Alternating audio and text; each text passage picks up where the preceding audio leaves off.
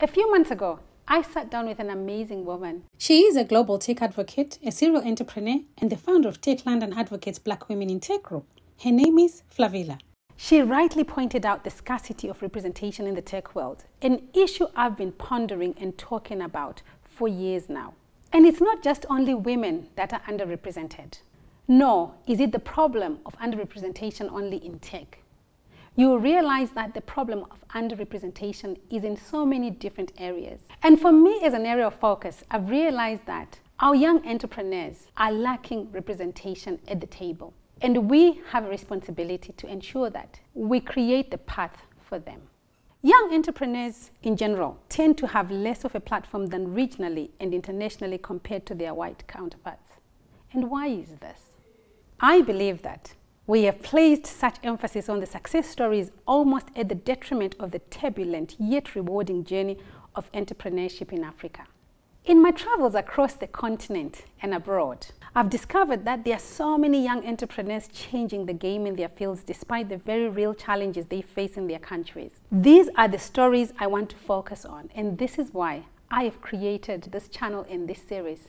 And so join me on this journey as we speak to these young people and see what innovative, creative ideas that they are doing on the continent.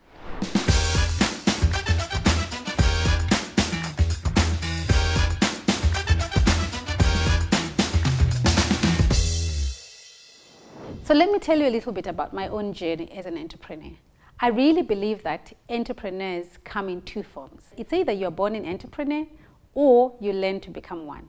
I was certainly one of those that I think I was born an entrepreneur. From the age of 5 years, my mom would be making clothes and making different things, making ends meet, to work hard for a family. And I remember very well wanting to be involved, and I would get excited.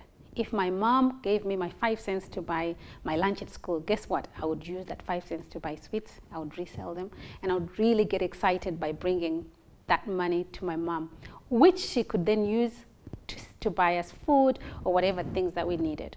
And that excitement led me to really continue on that, and my mom was very supportive. So I think as a note here for parents, if you're listening, listen keenly and observe very closely the qualities that your kids are coming up with, because some of those could be their entrepreneurship qualities. So even though I was born into poverty, I learned how to hustle from a very young age. By the time I got to high school and wrote my O-levels, which is now called, I think, the GCSEs, I was already selling a lot of things at school. Trust me, guys, my Saturdays, I would use my Saturdays to go to town. Downtown, I would order T-shirts, I would order duvets, and I would take those things and sell them to the teachers. And I was already making my own income. And by the time I finished high school, I already knew what it meant to buy and sell. And I am grateful because I had an opportunity to then go to study nursing. And I remember during my nursing school days as well, I would continue on this journey of buying and selling. So I never waited for anyone to give me income. I knew that for me to be able to survive, I needed to be making the money. By the time I finished studying nursing at Paranyatwa Hospital in Harare, Zimbabwe, that was December 1999. I had my heart set. I knew that working for someone was not my portion. And number two, I knew that working for someone was not going to support my dreams. So I made a decision to take off for the United Kingdom. And guess what? I got to United Kingdom and I only worked for a year. So in my whole life, I've only worked for someone for 1 year. By the time it was year 2, I'd already started my recruitment business with the support of my husband. And 20 years later, everything is history. To be honest with you right now as I speak to you, I am now known as a tech founder of CheckUp Health, the only AI-driven healthcare digital platform that is responsible for tracking matrices for the ethnic minority people, helping them to access healthcare across the globe. Now, I have a question for you. Do you see that it's very important for you to define your dreams and know what you want from earlier on in your life? And this is something that we take for granted in life, thinking that, okay, I'll figure this out when I'm 20 or I'll figure this out when I'm 30. But actually, the figuring out process, I believe, it starts right at the beginning of your life journey. And if you can make that decision as early as possible, that will help you to attain your dreams much faster and much quicker. Now, when I talk about entrepreneurship, you probably are watching and thinking, Fungai, how easy is this to attain? I'll be honest with you, no, it's not. Because failures, they form a big part of your life journey. I remember very well, and I remember this distinctly on a particular day when the recession happened in 2008. I woke up, I was running an amazing, successful business. I had opened offices across England, and I was employing more than 40 people across my offices in England. And I remember waking up to this email that told me that, guess what? All your contracts have been cancelled. And there I was sat on my desk, and I was trying to imagine, do I cry? Do I stop and not go to the office? What do I do? And to be honest with you, that was the most challenging day ever in my life. Yet, it was also the most important transforming day of my life ever when I look back. Now, that day took me on a journey of years, simply because I had to figure out to rebuild a business from scratch. On that day when those contracts were cancelled, we lost 3/4 of our business. And I needed to figure out how I was going to feed these 40 families, how I was going to make these people redundant, how I was going to make the businesses work. And it was through that experience that I became a person in tech, because I figured out how to rebuild a business from scratch without having to depend so much on human resources, how to make a business digital. So by the time now, when we are now experiencing COVID, for me, it was like a walk over, because I had already experienced this. And while everybody else was trying to figure out what to do in COVID, whether to close businesses, whether to make them work, for us, our businesses were absolutely thriving, and they actually thrived the most. So my message to you is that when you've set up your mind and when you've set your path, be comfortable and be confident with that path, knowing that your failures, they define your success. Now that you know my journey, I hope you understand why I am puzzled with the notion that in Africa, you have to be connected to political leaders and such, especially in my home country, Zimbabwe. I love Zimbabwe so much, but don't get me wrong. I'm not denying the existence and the convenience of such connections, but I found that we don't consider it merely a general consensus. We've turned it into some unwritten law. I've met countless amazing individuals with great ideas and great innovations who are just afraid to try or use their lack of connections as an excuse for everything.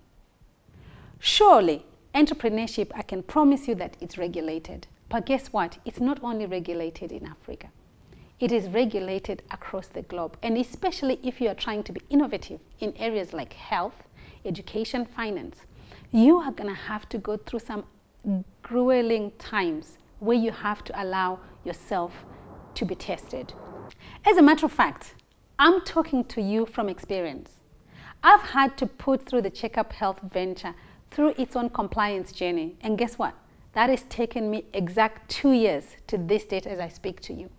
And it's been complicated, difficult, but above everything, it's been rewarding. The fact that I know that I've taken a technology through compliance and it can be classed as a compliant technology in the United Kingdom is absolutely fantastic, right? So this doesn't mean that it's going to stop you. And if it can be like that in Europe, I wonder what it is like here in Africa, where we face so many challenges, where we don't have integrated systems to make anything even easier for anyone. So for you not to go for your dreams simply because you think that you're not politically affiliated, or you feel that you're afraid that if you start, you are going to face stumbling blocks. The only person you're letting down is yourself. So when I'm looking at young entrepreneurs across the African continent, and specific to Zimbabwe, I totally understand the challenges that are ahead of you guys. But the key is you must be prepared to be an innovator and a creator, and an entrepreneur at the same time. And an entrepreneur has to wear all the hats all the time. They will have to put in their efforts and their own money. There is nobody who has got money waiting somewhere just to give you because you have an idea. You are going to have to work hard to prove your concept. But the beautiful thing is, if you can have an idea, turn it into a concept, prove that it works, you will realize that there are a lot of opportunities available to you and all you need to do is to get started. Now, narrowing it down to my own Zimbabwean young people. I am a Zimbabwean, born and bred in Zimbabwe. And I can say that there is a mindset situation that we have on the ground. And if you watch my previous videos, there is a video which I talk about the importance of having the right mindset for success. And I would encourage you to go and watch that video. Simply because the way you think, so are you. Isn't it the Bible tells us that as a man thinketh, so is he? So if you only see difficulty and if you only see problems, you are never going to be able to see yourself as a problem solver. But if you change your mindset and twist the coin, look at the problems and think about, how do I turn these problems into a solution? You can be the one person that is going to create a #1 solution that are going to solve Zimbabwean problems. And as you do that, you realize that actually problems in Africa across the continent, they are the same. So with your solution that is solving a Zimbabwean problem, you could realize that you could scale it and it could go and solve the African problems. So in this series, I'm going to be talking to young Zimbabweans that are being creative and innovative, solving local problems. And I've identified these young people through my journeys of trying to understand the startup ecosystem in Zimbabwe.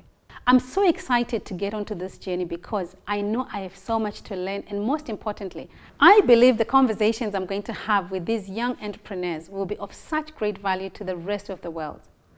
I want to invite you to connect and engage with like-minded people.